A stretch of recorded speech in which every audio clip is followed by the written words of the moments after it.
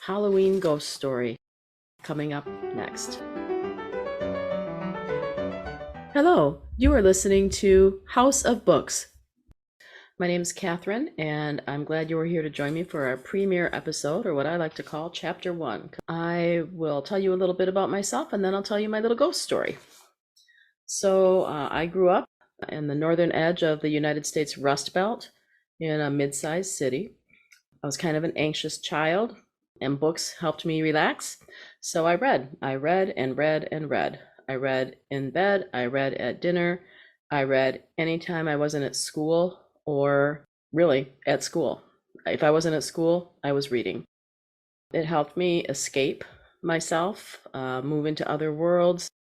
And it was actually maybe not the healthiest thing all the time, but it sure got me through some tough times. So I grew up, I got married, had a son, and decided I wanted to kind of return to my roots. So I thought I would work in a bookstore. And then I downsized a little bit and started managing a small convent bookstore. So this is where my ghost story takes place. So I'll tell you that story right now.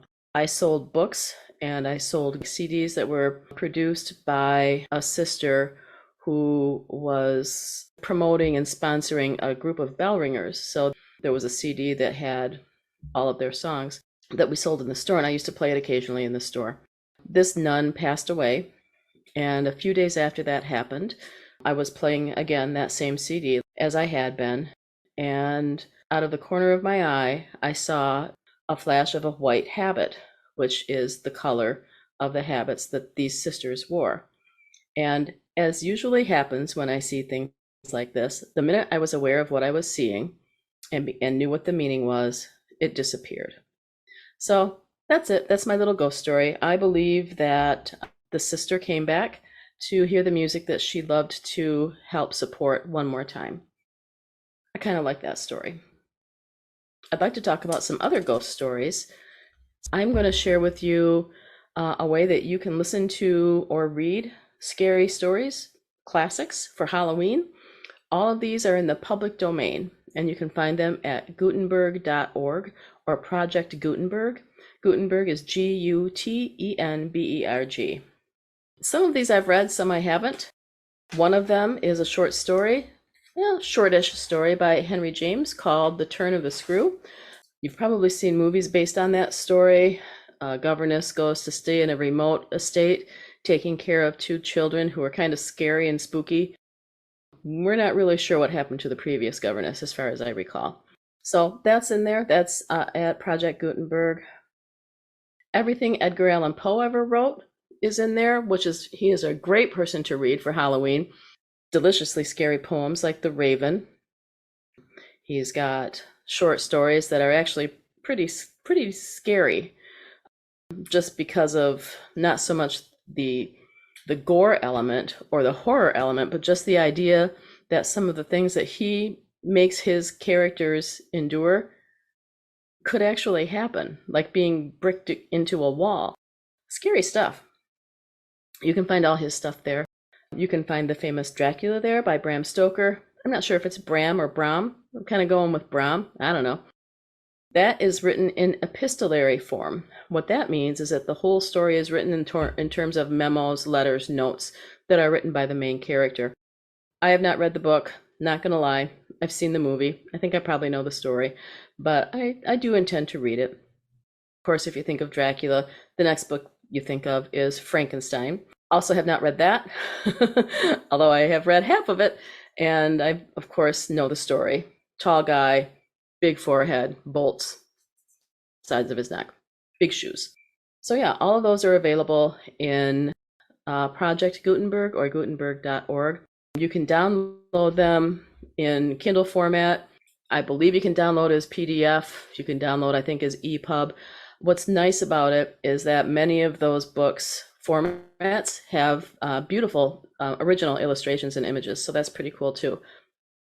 So the next time you're browsing through the Kindle store and you see that somebody's offering what you believe is a classic, either one that I named or another one, and they're maybe charging like 50 cents, hop on over to Project Gutenberg or search for other public domain websites, and I bet you can find it free. Yeah, so just a tip, I would check them out. So now I'd like to know what you're reading right now. I'll tell you what I've got on my nightstand. I recently bought a copy of The Overstory by Richard Powers. Have not started that one yet, but it is a Pulitzer Prize winner, and I look at the cover with anticipation every time I walk by. I'll be picking that up soon. The reason I have not started that yet is because I have been busy trying to get myself up to speed with Elizabeth Strout's book. She wrote Olive Kittredge, Olive Again, and then she also wrote what I call the Amgash or the Amgash cycle. Those are books that take place in Amgash or Amgash, Illinois. I'm not sure how she would want us to pronounce that. It's a fictional town. Those books are about Lucy Barton and her family and her town. Anything is possible. My name is Lucy Barton. O. William. And Lucy by the Sea. Lucy by the Sea was just released last month, and it actually takes place during the pandemic. I needed to get up to speed by reading most of the others before I read Lucy by the Sea. So that's what I've been doing for the past couple weeks. Got through all those, and I've reviewed half of them, and I do not yet have the other half on the website yet. But Lucy by the Sea, far and away a 5-star book. And one of her other books, Olive Kittredge, did win a Pulitzer Prize. So if you haven't read her, I recommend it. Good stuff. She has a little bit of an irritating writing style at times, but it's not terrible. And the story is definitely worth it. So if you'd like to share what you're reading, you can head on over to yourbookgroup.com, click on podcast, then click on chapter 1. And there you'll find links to all the books that I mentioned that are on Project Gutenberg. And you can leave comments with what you are reading right now or what you would like to talk about on the podcast.